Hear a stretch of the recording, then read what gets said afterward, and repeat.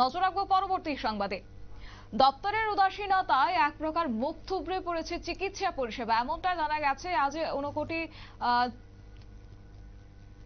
ঊনকোটি জেলা হাসপাতাল থেকে সেই চিত্র ধরা পড়েছে। কার্যত আজ জানিয়ে রাখছি যে হাসপাতালে একের পর এক গুরুত্বপূর্ণ যে পরিষেবাগুলি রয়েছে তার সমস্ত ক্ষেত্রে বন্ধ হয়ে রয়েছে। জেলা হাসপাতালে একের পর এক পরিষেবা বন্ধ থাকার কারণে গোটা ঊনকোটি জেলায় তীব্র ক্ষোভ বিরাজ করছে।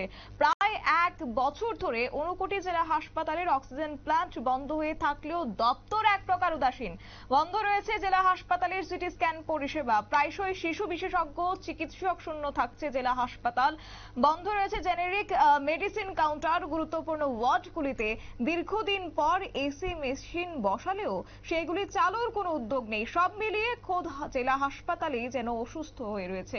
কি রয়েছে বিস্তারিত শুনুন।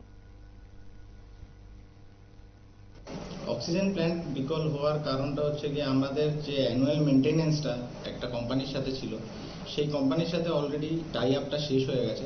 তো নতুনভাবে যতদিন না আমাদের কোনো একটা কোম্পানির সাথে অ্যানুয়াল মেনটেনেন্সটা শুরু হচ্ছে ততদিন আমরা থ্রো সিলিন্ডার্স পরিষেবা দিয়ে যাচ্ছি। কোনো পরিষেবাতে কোনো ঘাটতি নেই আমাদের।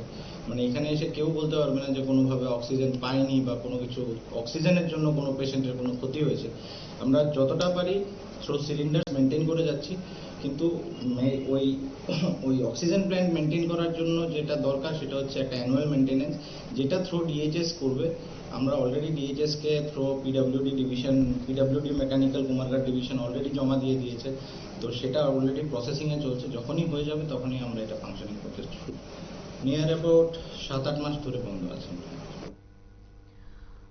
আপনারা শুনলেন ওনার বক্তব্য। এবং কোভিড পরবর্তী পরিস্থিতিতে ঘটা করে ঊনকোটি জেলা হাসপাতালে সরকারি লক্ষ লক্ষ টাকা খরচ করে অক্সিজেন প্ল্যান্ট নির্মাণ করা হলেও কার্যত তা সাধারণ মানুষের কোনো কাজেই আসছে না, এমনটা অভিযোগ আজ উঠে এসেছে ঊনকোটি জেলা হাসপাতাল থেকে।